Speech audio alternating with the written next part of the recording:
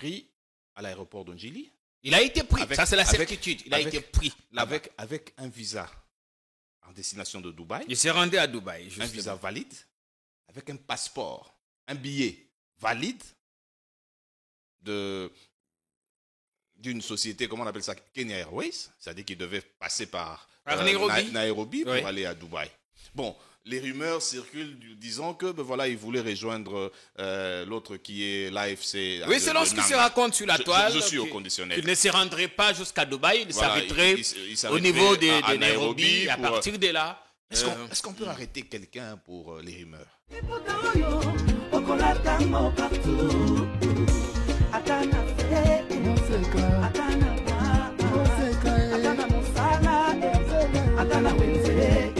À 3,5, 4,5 ou 5,5 $, le wax de mon Moseka vous rend inoubliable. Merci de nous contacter. J'ai une très très bonne nouvelle pour vous.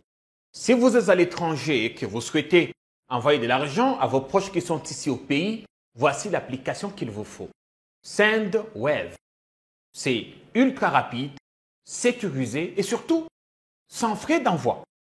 Vous avez surtout l'avantage de gagner jusqu'à 10 € dès votre premier transfert si vous utilisez mon code promo TATOU24. Non à la balkanisation de la République démocratique du Congo. Le Congo restera un et indivisible.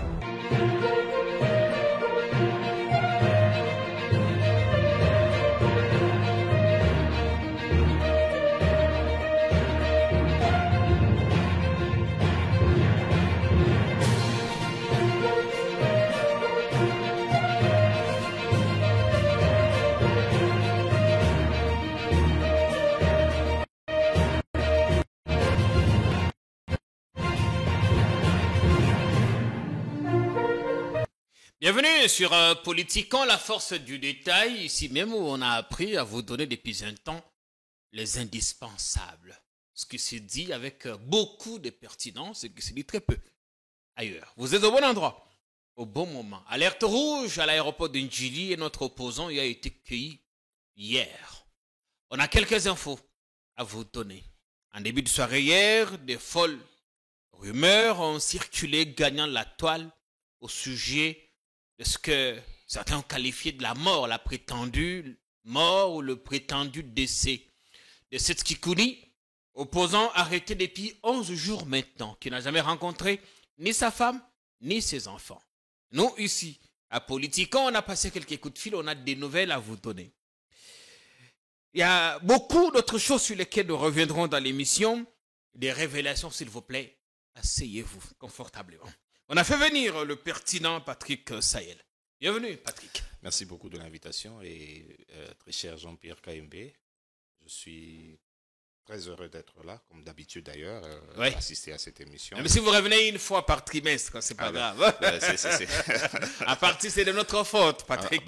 Mais ici, le public vous réclame. Le public vous réclame avec insistance. Comment allez-vous? Moi personnellement, je vais très bien. Je vais très bien avec ma petite famille et voilà. Mais le pays va très mal, vous le savez. Ça, ce n'est plus un secret. C'est un refrain. Tout le monde dit, le pays va mal.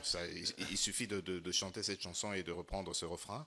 Mais voir les couplets, c'est-à-dire que les secteurs, et vous allez comprendre que c'est tout le pays qui souffre. Heureusement que le président de la République avait déjà compris. Il avait dit que le Congo est malade. Qu'est-ce qu'on va voler du Congo? Le Congo c'est Koufa. Donc voilà. On est là, on essaye de voir dans la mesure du possible comment sortir la tête. Il s'attelle peut-être à administrer des soins d'urgence au pays. C'est ce qu'on verra dans l'émission, mais une triste nouvelle. À Sévigné, complexe scolaire Le Sévigné, a limité un gamin à poignarder un autre. L'effet s'est produit hier à l'école située, on dit, à la 8e rue. Limité 8e ou 1er rue, Sévigné, de ces côtés-là. On verra les photos tout à l'heure. Nous n'avons pas encore assez d'éléments sur ce qui s'est passé.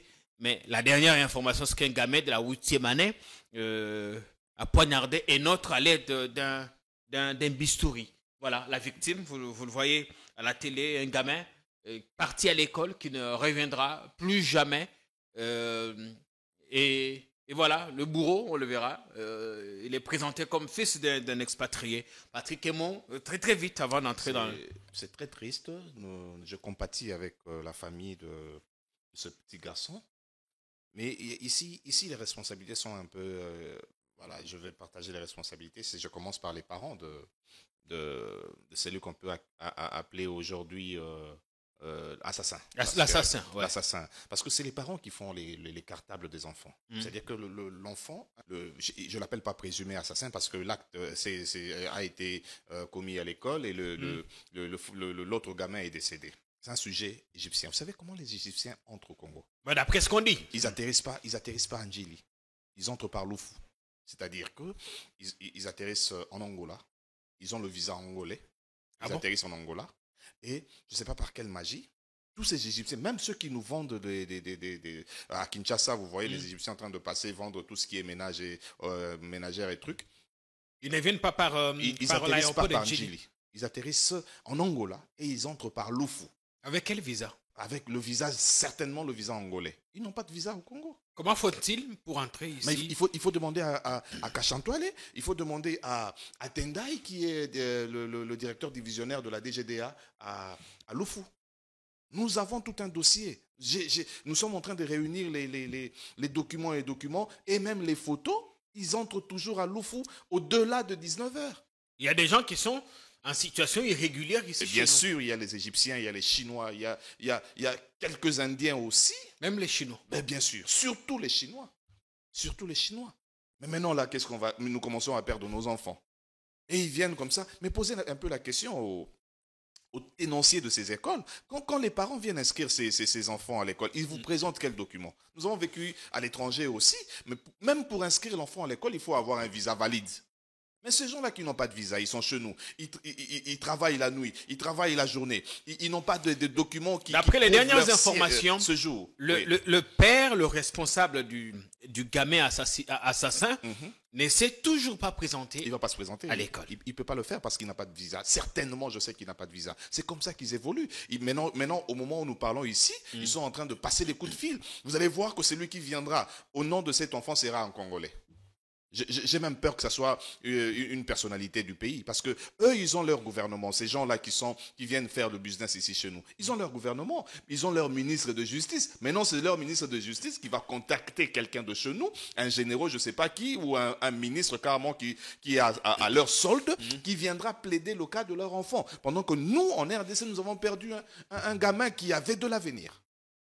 En parlant des expatriés, parlons-en carrément, parce que on vous a vu sur CML 13 faire des révélations tout aussi accablantes sur des Chinois qui se trouveraient ici en situation irrégulière. Bien sûr. Qui seraient des mèches, qui opéreraient des mèches avec un haut placé du pays. Expliquez-nous, c'est quoi l'affaire? Cet haut placé, c'est Julien Paloukou, je vais le citer. Mais écoutez un peu, je vais dire au président de la République, le 2 septembre 2023, Julien Paloukou, encore ministre de l'Industrie, à cette époque-là, a menti au président de la République. Le président est allé inaugurer dans la zone économique spéciale l'usine de fabrication de... Là-bas, à Maluku. À Maluku, l'usine de fabrication là où il y a Pepsi. Là où il y a Pepsi aussi. Vous voyez, le président a coupé le ruban. Mais cette usine-là, à côté, il y a les Chinois qui sont venus avec Saphir. On nous a même dit, à l'époque, on nous disait Saphir, c'est made in Congo, c'est quelque chose pour les Congolais, alors que c'est des Chinois.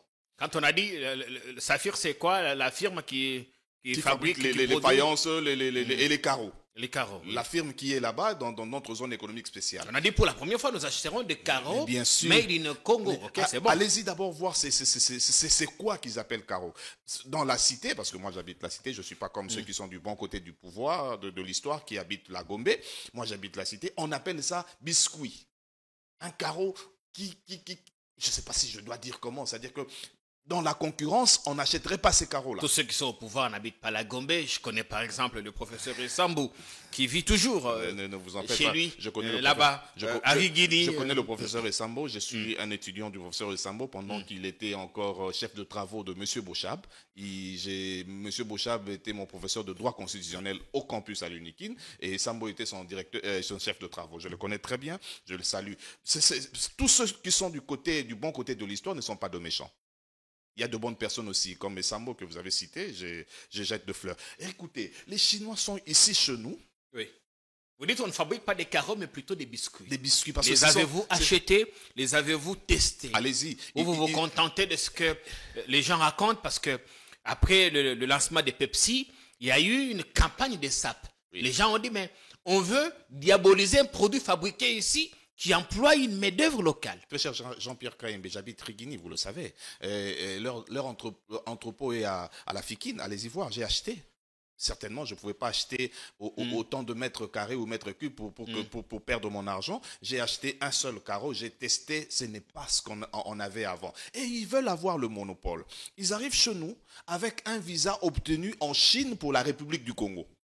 Vous imaginez? C'est que Julien Paloukou fait. Le Congo-Brazzaville. Le Congo-Brazza. Ils opèrent chez nous avec un visa déjà expiré depuis le mois de février. Vous avez produit quelques images, quelques photos de ces visas. On va les illustrer. Oui. Donc, les Chinois, les saphirs, selon ce que vous dites, selon votre enquête, sont arrivés ici, non pas avec le visa de la RDC. De la RDC. Ouais, ils ont obtenu le visa pour la République du Congo. Comment se sont-ils retrouvés à Kinshasa? Là, il faut demander à Kachantoile. Il faut demander parce que c'est lui qui gère les frontières. Il faut dire, messieurs, est-ce que c'est une faiblesse de votre part? Est-ce que nos frontières sont vraiment gérées? Ou soit vous êtes de mèche avec Julien Paloukou qui travaille avec des Chinois, voilà, qui sèment qui sont irréguliers. Faut-il généraliser ou vous partez d'un cas isolé, d'un Chinois ou deux, vous savez, en situation irrégulière? Là, vous dites un Chinois ou deux, mais imaginez un peu que ce soit un groupe de Chinois qui arrive, ils créent une firme qu'on appelle Saphir à Maluku. Tous n'ont pas de visa, tous sont en situation irrégulière en RDC. Comment ça va? Avec des visas obtenus au Congo-Brazza. Il faut d'abord savoir si tous ne sont pas en situation régulière. Mais j'ai au moins 7 visas parce que là-bas, la cheftaine s'appelle Jing quelque chose. Elle est en situation irrégulière. J'ai même échangé avec elle. Elle m'a répondu que ton combat sera soldé par un échec. C'est une Chinoise qui me dit ça. Au Congo, chez nous, alors qu'elle est en situation irrégulière, alors qu'elle a créé une firme. Vous imaginez que Julien Paloukou... Il a le droit de se défendre aussi. Bien sûr, ça c'est normal. Mais moi j'ai des preuves. Julien Paloukou est actionnaire numéro 1 dans cette entreprise. Et Julien Paloukou veut tout faire pour que les Chinois, avec Saphir, prennent le monopole. C'est-à-dire qu'ils refusent la concurrence. Au moment où nous parlons, il y a 41 véhicules des Congolais, des entrepreneurs congolais. Parce qu'il y avait une dérogation obtenue au temps où Jean-Lucien Boussa était ministre de Commerce extérieur. Oui. Il avait demandé qu'on stoppe avec les importations. Mais pour les personnes qui avaient déjà passé la commande, quand vos marchandises arrivent, voilà la dérogation, vous pouvez faire entrer. Et maintenant, là, le sucre entre, les barres de fer entrent, le maïs entre. Et quand Julien Paloukou devient ministre de Commerce extérieur, il bloque les carreaux. Il dit, je peux faire entrer tout sauf le carreau parce que moi, je vends le carreau à Kinshasa. Avant Julien Paloukou, pendant que les entrepreneurs congolais vendaient le carreau à Kinshasa, le carreau était à 2,8 $. Mais quand il a voulu avoir l'exclusivité, il a bloqué 41 véhicules des entrepreneurs congolais à Loufou. Aujourd'hui, le carreau se vend à 3,7 $. Est-ce qu'il aide le président de la République? Est-ce que Tshisekedi qui voulait faire de la RDC l'Allemagne d'Afrique, c'est comme ça qu'il va avoir les Allemands riches? Mais si on a bloqué pour favoriser la production locale, vous parlez de quelle production? Comme il a fait notamment pour le maïs, même si on a eu des problèmes avec la Zambie. Et au moment où nous parlons, l'Angola aussi est en train de vouloir fermer ses frontières parce qu'il y a au moins 41 véhicules de l'Angola qui sont bloqués à Loufou, qui payent l'amende de 250 $ le jour. Et l'Angola dit, mais qu'est-ce que vous voulez faire? Moi, mes véhicules arrivent le matin pour rentrer le soir. Mais ça fait 7 jours, Julien Paloukou a bloqué le véhicule en provenance d'Angola parce qu'il y a de carreaux dedans. Mais ils disent, mais il y avait une dérogation signée par Jean-Lucien Boussa avant que vous ne veniez. Oui, cette dérogation, moi je fais entrer les autres produits sauf les carreaux parce qu'à Kinshasa, moi et mes Chinois de Saphir, nous vendons le carreau. C'est quand même drôle ça. Bien. Mais... On n'adopte pas un enfant de 16 ans pour faire de lui héritier, cher président de la République. Julien Paloukou, c'est votre fils? Est-ce que vous ne comprenez pas qu'il est en train de saper votre régime carrément? Parce que vous dites vouloir faire de Congolais des millionnaires. Et lui, il fait des entrepreneurs congolais des pauvres. Parce que depuis 7 jours, ces gens-là perdent en termes de finances. Et demain, ils vont fermer. Julien va rester lui seul. Son entrepôt est à la FIKIN, à la Foire internationale de Kinshasa.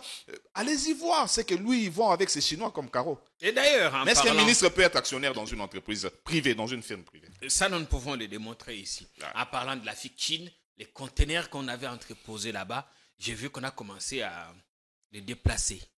Je suis passé là-bas, j'ai demandé, mais il n'y a plus de travaux ici. Ah, non, on a arrêté. Pourquoi? Il n'y a pas d'explication, je dois continuer à fouiller.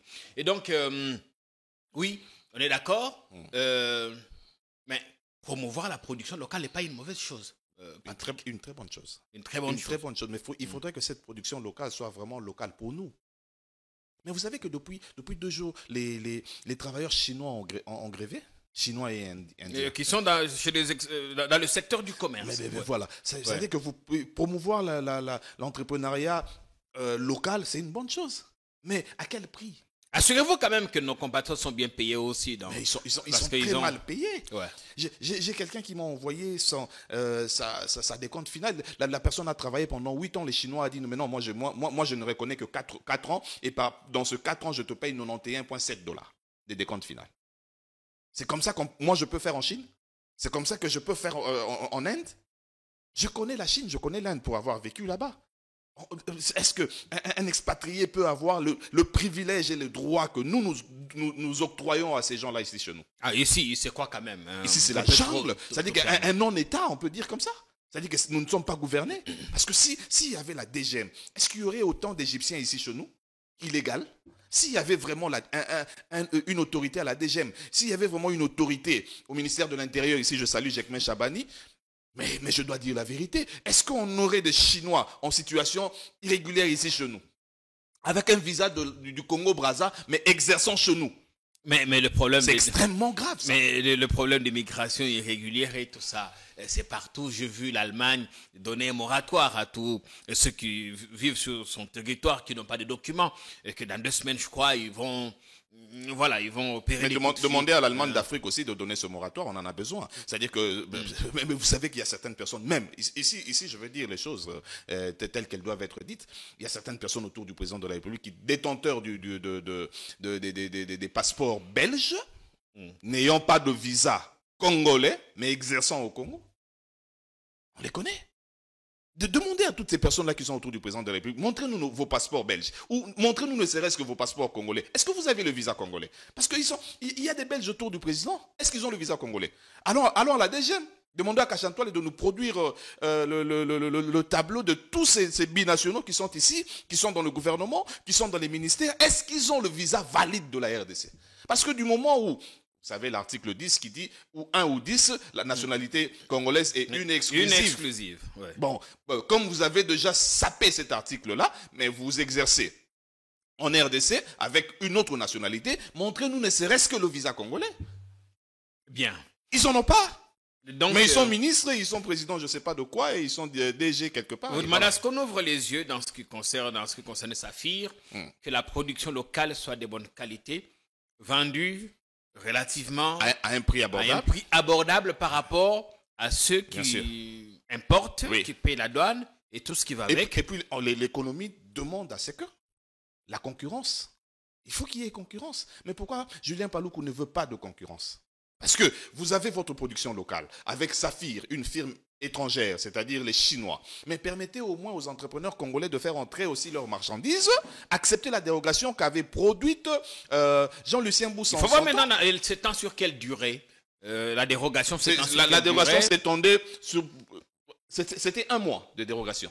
Ok. Mais là, nous voulons lui dire, depuis que Jean-Lucien est parti du gouvernement depuis bien longtemps. Je dis que ça reste 1 mois, parce que Jean-Lucien est parti, mais la dérogation avait 1 année. Jean-Lucien avait dit, depuis le mois d'avril jusqu'à fin, je ne sais pas, avril 2025, il faudrait que ceux qui avaient déjà passé leur commande, qu'ils puissent entrer. Mais lui, il a bloqué. Bien. Et pire encore, son directeur de cabinet demande $60,000. Il dit, si vous voulez que je fasse signer une autre dérogation à Julien Paluku, donnez-moi $60,000 et puis ça va passer. Mais cette affaire de donner la commission, tout ça, on a parlé avec Roli Chibangu qui s'est expliqué parce que accusé publiquement par un jeune entrepreneur. Ouais. Il a dénoncé la manipulation qu'il y a. Et donc, faudrait peut-être voir s'il n'y a pas non plus de la manipulation dedans. Il voudra toujours pas mourir seul, hein. C'est-à-dire, de toute façon, quand il négocie cette commission, il était lui seul face à ce Congolais-là. Mais quand ça arrive sur la place publique, il doit vouloir... Mais ici aussi, le procureur général de la République, qu'est-ce qu'il fait quand il entend des rumeurs de ce genre-là? Il a le droit d'appeler le procureur près la Cour de cassation, je crois. Il a le droit d'appeler et dire, voilà, j'ai entendu ça, venez vous expliquer. C'est ça un État. C'est ça un pays normal. Alors que nous rapprochons petit à petit de la jungle. Alors le président de la République a chanté, il a dit qu'il va faire de nous l'Allemagne d'Afrique. Mais ne vous en faites pas, nous sommes très loin de devenir même le pays qu'on avait il y a 15 ans. Ben pour l'instant, il a dit qu'il va implémenter le modèle chinois. Mais on revient parce que l'on parlait, vous avez dit qu'on s'approche de la jungle, l'actualité politique. Je voudrais qu'on commence par les folles rumeurs sur la mort. La prétendue. La prétendue mort de Seth Kikouni. Oui. Au fini, ce matin, nous avons appris qu'il serait toujours en vie, qu'il n'a toujours pas rencontré et ses avocats et sa famille, notamment son épouse. Oh, Mbokaba, rumeur. Même l'État congolais se fie sur les rumeurs. Mais attendez, pourquoi ils sont là? Quand il y a des rumeurs sur une prétendue assassinat ou mort de Seth Kikouni, Seth Kikouni, c'est quand même un acteur politique de chez nous. Il eût fallu que les gens là de l'ANER qui détiennent Seth Kikouni pondent ne serait-ce qu'un seul communiqué disant que voilà, il est vivant. Mais l'ANR, c'est la grande muette qui ne parle pas. Mais déjà, c'est ça le mal de notre pays. Qui a dit que l'ANER, c'était ce fantôme qu'on craindrait partout? Qui a dit que c'était ça l'ANER? Mais là où on attend l'ANER, ils ne sont pas là. Mais pondez-nous un communiqué parce qu'on accuse, parce que quand on dit que Seth Kikouni est mort, dans les locaux de l'ANER, on accuse la République. Il lui fallu qu'on voie ne serait-ce qu'un seul communiqué. Seth Kikouni n'est pas mort, on n'a pas encore fini son instruction. C'est fini. Si jamais vous trouvez qu'il est coupable, dites-nous qu'il est transféré dans tel parquet et demain il sera arrêté. À défaut de faire un communiqué, comme l'ANR ne communique pas, ouvrir un couloir pour qu'il rencontre son épouse, par exemple, et qu'il ait une preuve de vie. Par exemple. Mais est-ce qu'on n'a pas vu quelqu'un ici qui disait, si Seth Kikouni, vous pouvez, quand on entre à l'ANER, on ne peut pas communiquer, mais pourquoi vous nous avez montré quelqu'un qui disait que c'est Kabila qui m'a envoyé, on a vu l'instruction. Ah, la DEMIAP communique depuis 7 ans. Dans l'affaire Salomon Kalonda, la DEMIAP a communiqué. Pourquoi deux poids deux mesures? Dans l'autre affaire, la DEMIAP a communiqué. On en a besoin. C'est-à-dire que la famille de Seth voudrait savoir si Seth est en bonne santé, parce que quand on retient quelqu'un, la seule restriction, c'est la liberté. Vous ne pouvez pas retenir quelqu'un et le priver de le mettre dans des conditions où il sera malade après. Pourquoi chaque fois que quelqu'un sort de la prison, il va à l'hôpital? Il faut faire quoi? Dans des pays sérieux, c'est seulement la privation de liberté. Mais tu manges bien, si tu es malade, on te donne les soins qu'il faut. On va à l'hôpital parce que c'est pas quand même un hôtel 5 étoiles. Voilà, chez nous, quand tu es à Makala, quand tu es à l'ANER, quand tu es à la DEMIAP, au sortir de là, direction hôpital, parce que les conditions ne sont pas réunies. Les conditions sont inhumaines. Bien. Il faudrait que ça s'arrête. Il faudrait que ça s'arrête. Seth Kikouni, où il est, en tout cas, nos informations, nos sources ont attesté qu'il est bien en vie. En bonne santé. Mais pourquoi ne rencontre-t-il pas son épouse, sa famille? À cette question, nous n'avons pas encore de réponse. Mais un autre opposant s'est ajouté sur la liste, Daniel Safou. Il a été cueilli hier à l'aéroport de Njili par des éléments de service amenés à l'ANR. Nous avons appris qu'il aurait été conduit à la DEMIAP dans la soirée où il a été verbalisé. Quand on est conduit à la DEMIAP, c'est que les accusations sont en lien avec la sûreté de l'État. Avec la sûreté de l'État, avec des mouvements insurrectionnels, et tout ce qui touche peut-être aux armes et tout ce qui va avec. Vous avez la parole, Patrick. Ça c'est vrai, votre commentaire. Je serai au conditionnel quant à Daniel Safou parce qu'on apprend. On apprend maintenant là. C'est pas officiel. Ça veut dire qu'il serait pris à l'aéroport d'Ondjili. Il a été pris, ça c'est la certitude. Il a été pris avec un visa en destination de Dubaï. Il s'est rendu à Dubaï. Un visa valide, avec un passeport, un billet valide d'une société, comment on appelle ça, Kenya Airways, c'est-à-dire qu'il devait passer par Nairobi pour aller à Dubaï. Bon, les rumeurs circulent disant que voilà, il voulait rejoindre l'autre qui est l'AFC. Oui, selon ce qui se raconte sur la toile. Je suis au conditionnel. Il ne se rendrait pas jusqu'à Dubaï, il s'arrêterait au niveau de Nairobi, et à partir de là. Est-ce qu'on peut arrêter quelqu'un pour les rumeurs? Ça dépend. Sur base des rumeurs. Les services d'intelligence.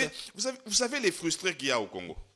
Vous savez le nombre de gens qui, s'ils étaient pour la rébellion, seraient aux côtés de Nanga. Moi, je ne soutiens pas Nanga.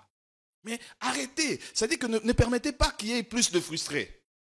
Tel, avec sa faiblesse d'esprit, voudrait rejoindre Nanga.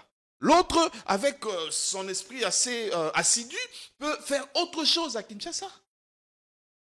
Pourquoi vous interpellez? Mais le comble ça s'appelle service d'intelligence. Mais le comble avec nos services, quand ils vous attrapent, quand tu es cueilli à la NER ou à la DEMIAP, le motif d'inculpation sera trouvé sur votre téléphone. Mais pourquoi vous m'avez arrêté? Si ce qui sera inscrit sur mon dossier, vous avez un téléphone. Est-ce que par hasard, pisté était, l'andélié, infiltré, service, c'est normal. C'est normal. Mais c'est quoi? C'est ce qui va l'andélié. Et que Monique Alanga qui vraiment rejoindre Nanga. Vous avez des preuves. Si vous avez des preuves, ça dit que communiquer, la communication est très importante dans tout ce que vous faites. Parce que vous maintenez la population dans une psychose, mais les faibles ne comprennent pas la psychose. Les faibles peuvent aller au-delà. Ceux qui lobby batombo qui pona makamboala. Communiquez au moins. Si on nous a appris, on aurait appris, on nous a dit qu'il ne se rendrait pas à Dubaï, il voulait aller chez Nanga. Mais non. Dites-nous si c'est ça. Pourquoi ça prend du temps? Quand ça prend du temps, ça demande aux faibles de réfléchir dans leur faiblesse. Peut-être le temps de mener encore plus d'enquêtes. Pour l'instant, on n'a pas... Le temps de fouiner bien son téléphone, peut-être. Ah oui, naturellement. Naturellement. Ah oui. Il semble que c'est là que se cacheraient certains contacts. Du coup, que ce qui lui serait reproché soit vrai ou faux, l'aéroport d'Ndjili est devenu inévitablement une zone rouge. Bien sûr. Bien sûr, surtout pour ceux qui ne partagent pas l'opinion de ceux qui sont au pouvoir. Il y a une semaine, c'était la journaliste Paulette Kimuntu qui a été empêchée de voyager. Elle s'est rendue à Kindu, je crois. Ouais. Elle a été empêchée de voyager. Aujourd'hui, c'est Daniel Safou. Avant, c'était, j'ai vu avec Alain Bolodjoa. Ça, c'est des vieilles pratiques. Dans un pays qui se veut démocratique, c'est pas comme ça qu'on inquiète ses citoyens. Jean-Pierre Kayembe, je peux peut-être pas partager les avis. J'ai des avis contraires à tes avis, mais ça fait pas de moi un ennemi. C'est pas parce que tu as ton parcelle d'autorité que tu dois me faire souffrir. Est-ce que vous voulez que toute la République démocratique du Congo devienne membre de l'Union sacrée? Encore, il faut définir l'Union sacrée. Même à l'époque du parti État. Même Mobutu, dans son parti État, a même organisé des semblants d'élections, un semblant d'élection. Oui. Avec le billet vert et rouge. Mais faites-nous quelque chose comme ça. Mais quand vous n'inquiétez que des opposants. Ça va. Qu'est-ce que ça sera dit?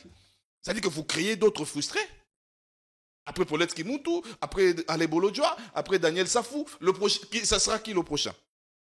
Heureusement que nous autres, nous ne sommes pas du côté de l'opposition. Mais pourquoi seulement ceux-là? Pourquoi pas les autres? Surtout que le malfrat, beaucoup, sont du côté du pouvoir. Aujourd'hui, on a parlé de Julien Paluku ici. Regardez un peu comment il détruit la RDC. Regardez ce que fait Julien Paluku. Est-ce que vous pensez vraiment que sur votre balance là, quand vous posez Julien Paluku à droite, vous posez Daniel Safou à gauche, ça va pencher du côté de Safou? Julien, il est présumé pour l'instant. Non, mais moi, les preuves sont là. Vous avez vu aller chez sa fille. Pourquoi son directeur de cabinet aurait demandé 60 000 $ s'il est présumé et innocent? J'ai un tas de dossiers. Oui, de temps en temps. Bien sûr. On tentera de voir également ce que pense le cabinet. C'est toujours important parce que vous devez communiquer. On ne peut pas vous accuser des choses aussi graves et rester n'est pas... C'est important. Vous savez, la lettre de dérogation qui a emmené à Kachantois, à Tendai. Tendai, c'est le directeur divisionnaire de la DGDA. Tendai Ted qui est dédicacé dans les chansons. Non. Tendai, je ne sais pas si c'est lui ou c'est quelqu'un d'autre, mais il s'appelle M. Tendai, directeur divisionnaire de la DGDA. Il est probable que ce soit lui. La personne qui a ramené cette lettre, une note officielle de l'État, c'est la chinoise là qui a ramené à Louf. Les vidéos sont là, j'ai donné. Comment une Chinoise peut se retrouver avec un document officiel et aller déposer à la DGDA? Il n'y a plus de canaux officiels. Ça, nous sommes dans la jungle. On va continuer à enquêter. C'est la jungle, ça. Bon, en attendant, Constant Mutamba est à l'étranger. Évacué. On avait dit qu'il se rendait à Cuba. Il nous semble qu'il aurait pris notre destination, mais pas le Cuba. Même s'il avait le visa du Cuba, bon, le visa aurait pris du temps. Il a pris notre destination, là où il s'est fait soigner. Un mot très rapidement, dans l'opinion, il y a un élan de compassion, même si beaucoup, certains évidemment disent, mais bon, est-ce qu'il n'a fait pas de trop? Est-ce que ce n'est pas un théâtre? Beaucoup comme moi pensent que Constant en fait de trop. Moi, j'ai dit à Constant au début, il faut rentrer chez le président de la République. Maintenant, vous êtes ministre de la Justice. Ouais. Alors, rentrez maintenant chez le président de la République, redéfinissez les prérogatives du ministère de la Justice, du ministre de la Justice. Parce que là, vous avez le droit sur les prisons et non les prisonniers. Vous avez le droit sur les cours d'appel et non sur le procureur près la Cour de cassation. Vous n'avez pas le droit sur la Cour constitutionnelle. C'est-à-dire que vos droits sont limités. Et tout ce que vous faites là, c'est une guerre ouverte contre toute une corporation, la corporation des magistrats. Vous allez passer en tant que ministre et ils seront là. Vous savez que, laissez-moi ouvrir cette parenthèse, si Constant n'était pas dans ce gouvernement, on parlerait de Sam Aloukonde 3. Parce que c'est le seul ministre qui bouge un peu. Mais comment il peut bouger avec les mains liées? Rentre chez le président de la République. Dis-lui, président, donnez-moi les prérogatives qu'il faut afin que j'arrête les voleurs. Parce que le voleur là que vous connaissez, que nous connaissons au Congo, le magistrat naturel, c'est la Cour de cassation. Mais Constant ne peut pas donner des injonctions au procureur près la Cour de cassation. À la limite, il peut donner des injonctions, à la limite, au procureur des cours d'appel. Alors, comment on va arrêter quelqu'un? Bon, Constant, c'est un peu comme Rose Mutombo, son prédécesseur. Il a les droits sur les prisons. C'est-à-dire que la condition de vie dans des prisons, les prisons rendent nos prisons vivables, mais il n'a pas le droit sur les prisonniers. Déjà, ça, c'était un problème. Et je crains que, que ça soit difficile pour lui, alors qu'il a des bonnes intentions, alors qu'il veut vraiment sauver la République, mais il a les mains liées. Et la seule personne qui peut délier les mains de Constant Mutamba, c'est le président de la République. Tant que le président ne le fait pas, Constant va chanter à la télé, il va dire que tel est méchant, tel joue le rôle des mauvaises personnes, mais il ne pourra pas mettre la main sur eux. Qu'en faire Kengo Adondo? Vers les années 80, Kengo Adondo était procureur général de la République. En ce temps-là, il a arrêté un ministre, il a suspendu un ministre, Mampouya, parce qu'il avait ces prérogatives-là. Alors, rentre chez le président de la République, demande des nouvelles prérogatives comme ministre de la Justice et arrête-nous tous ces voleurs-là. Tant que le président de la République n'aura pas signé cette ordonnance accordant les prérogatives nécessaires pour arrêter les voleurs, on aura ces voleurs-là, même chef... Quand on a vu la manière dont il s'est comporté dans l'affaire Lampadaire, Nicolas Kazadi, il s'était félicité du fait qu'il avait été empêché de voyager. Nicolas a voyagé par la suite. Le président est revenu. Il a dit un certain nombre de choses sur Nicolas. Pensez-vous qu'au-delà des bruits qu'on fait à la télé, il y a vraiment espoir, une véritable traque de criminels, de détourneurs en cravate et tout ce qui va avec? Non. On va pas les traquer. Comment traquer ces on a vu les détourneurs d'avant. Ils sont libres aujourd'hui. Ils attendent d'être nommés dans d'autres postes. Comment vous voulez que les détourneurs d'aujourd'hui soient arrêtés? Constant a un combat face à deux corporations. On peut siffler la fin de la récréation. Mais qui va siffler la fin de la récréation? Un élève? Ou c'est au directeur de discipline de siffler la fin de la récréation? Nous avons un magistrat suprême. C'est lui qui doit siffler la fin de la récréation en donnant des prérogatives au ministre de la Justice. Constant, aujourd'hui, se bat contre la corporation des magistrats véreux, parce que dans tous ces magistrats, il n'y a pas que des véreux. Il se bat contre la corporation des magistrats véreux et des détourneurs de la République. Mais ces détourneurs-là... Ils peuvent se coaliser. Ils se sont coalisés. Maintenant, il est en insécurité, Constant Mutamba. Et la seule personne qui peut aider Constant Moutamba, si vraiment, parce que la justice élève une nation, si vraiment le président de la République veut faire de la RDC l'Allemagne d'Afrique, donner les prérogatives qu'il faut à Constant et dites à Constant de nous arrêter les voleurs qui sont encore au gouvernement et qui sont à la tête de certaines institutions. Certaines institutions. L'idée du dialogue, on commence à chuter. Non, mais ça, c'est l'idée de Fayoulou. Avec Martin Fayoulou. Est-ce que Fayoulou a le droit de convoquer un dialogue? Il a émis une idée en tant que Congolais, en tant qu'acteur politique. Moi, je trouve mal qu'on parle de dialogue parce que jusque-là, le président n'a pipé mot. Le camp Tshisekedi n'a pipé mot. La seule personne qui peut accepter le dialogue, c'est qui? Le président de la République. Mais c'est quoi l'opportunité d'avoir le dialogue? Ça sera quoi le cadre de dialogue? Il estime qu'il y a un problème de cohésion nationale. Ça, c'est Fayoulou qui estime. Il faudrait se liguer, se mettre d'accord pour faire face notamment à l'agression rwandaise. Ça, c'est le pays est en danger. Ça, c'est M. Fayoulou qui pense qu'il faudrait qu'on ait cohésion. Mais est-ce qu'on peut avoir...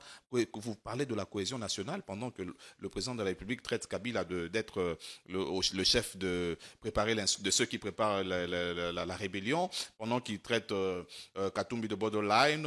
Est-ce que vous pensez que ces gens-là ne seront pas frustrés et ne voudront pas venir dans votre... Est-ce que Fayoulou a les moyens qu'il faut? Parce que quand on parle du dialogue, il y a le facteur temps. Et le facteur temps, à part le facteur temps, il y a le négociateur, comment on l'appelle? Médiateur. Le médiateur qu'il faudrait. Ce médiateur-là ne vient pas gratuitement. Même si on dit que les bons offices seront tenus par le prélat. Mais même ces abbés-là, ils ne viennent pas pour nous vendre leur charme. Ils vont empocher quelque chose. La paix n'a pas de prix pour un pays. Cet argent-là, cohésion. Cet argent-là viendra d'où? Le cadre. Parce que chaque fois qu'il y a dialogue, il faudrait qu'il y ait per diem. Cet argent vient. Et si ce dialogue, c'est pour quelle finalité? C'est partager les postes à la fin? Alors laissons Tshisekedi finir ces 2 ans et partir. Parce que la 3e année, ça sera l'année électorale. Est-ce que nous ne pensons pas que... Aujourd'hui, il n'y a pas de raison que les politiciens se rassemblent? C'est rassemblé, oui. Moi, je propose qu'on fasse une commission de vérité. Commission vérité et cohésion. Demandons à Julien Paloukou, tu as fait 16 ans là-bas. Tu penses que tu n'es pas ténancier d'un groupe armé? Parce que pourquoi la fixation sur je ne fais pas une fixation, je peux dire Bahati parce qu'il est de là. Nous entendons, il y a des rumeurs qui disent, mais vous parlez là-bas à Kinshasa. Ici, il y a un groupe de gens qui revendiquent. Oui, on est toujours, qu'est-ce qui s'est fait dans l'Est, avec la complicité de ceux qui sont à Kinshasa. Filles de là. Ben voilà. Il faudrait qu'on se regarde en face, qu'on dise, Monsieur Bahati, on a appris que vous avez un groupe là-bas. Monsieur Julien, on a appris que vous avez un groupe là-bas. Mwanga Chouchou, Ndaïchimi, et ça, c'est un secret de polichinelle. On apprend que vous avez un... C'est quoi? Parce que quand vous êtes frustré, on vous a pris vos carrés miniers, demain vous devenez rebelle comme Nanga.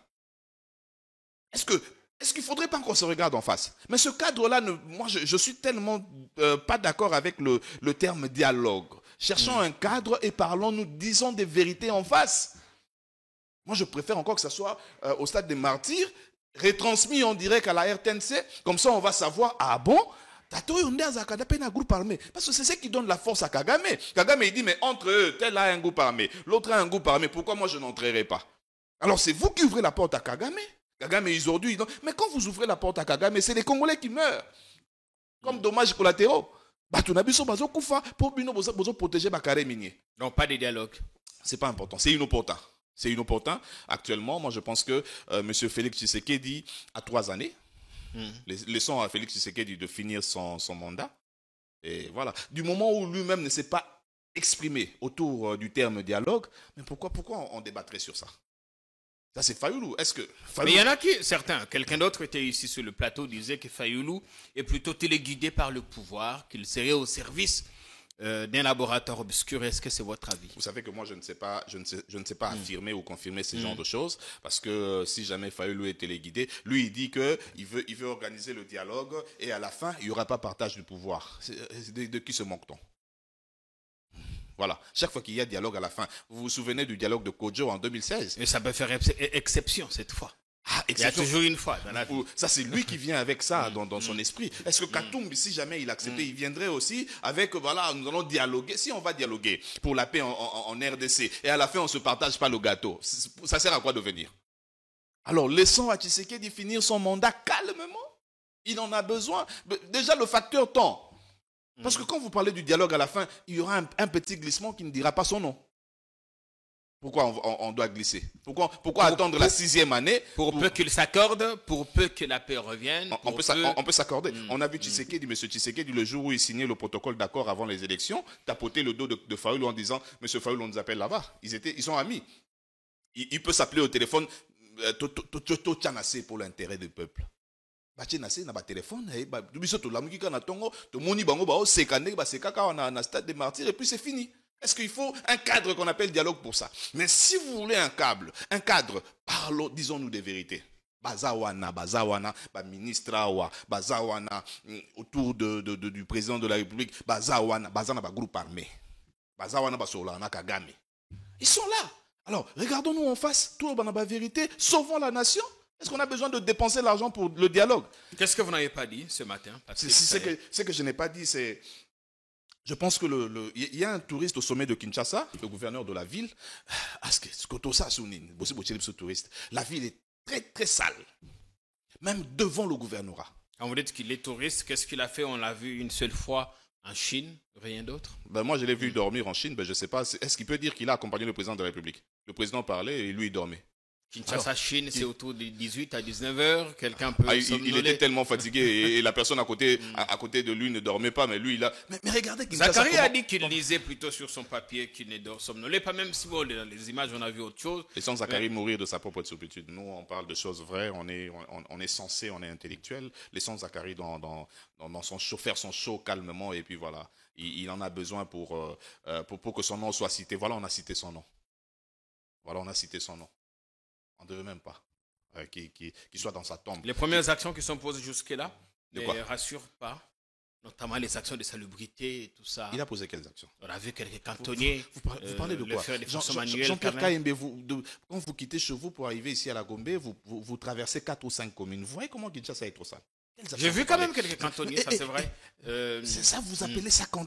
Regardez Jean-Pierre Kaïmbe, vous parlez comme ça parce que je suis chez vous, peut-être parce que vous ne voulez pas avoir de problème avec lui. Je ne sais pas si... Non, je vous oppose une certaine réalité. Moi, si je dois parler de la vérité de Kinshasa et avoir un problème avec Bumba, j'attends ce problème-là. Kinshasa est trop sale et lui, il est ailleurs. Est-ce qu'il devait vraiment accompagner le président de la République en Chine? Parce qu'il a des sérieux problèmes ici à Kinshasa. Est-ce qu'il il a déjà créé une réunion? Il faut chercher des bailleurs de fonds. Ah là là. Il va chercher les bailleurs. Il ne peut pas chercher ailleurs. Il suit le président de la République comme un petit enfant. Et c'est lui qu'on a donné l'avenir de Kinshasa. Depuis qu'il est là, avant même d'habiter son bureau, il était ici à Hilton. Il a dépensé l'argent, je ne sais pas si c'est du contribuable quinois, pendant que son bureau était en train d'être réaménagé. Non, nous avons un garçon très intelligent aux côtés de Daniel Bumba. Moi, j'aurais même voulu que ce soit lui, son directeur de cabinet, qui soit gouverneur de Kinshasa. Je serais heureux. Israël Moutala. Moutala Israël. Que je salue d'ailleurs. L'émission est finie. Ah, déjà? Oui, on a fait 10 minutes. 1 heure. C'est allé. Merci d'avoir passé ce temps avec ici, à Politico. Ouais. Merci de cette Revenez-nous dès que vous le pouvez. En tout cas, je suis là. Merci à vous également pour le temps que vous avez passé à notre compagnie. On espère que vous avez aimé. On se retrouve ce soir pour une autre production. Salut.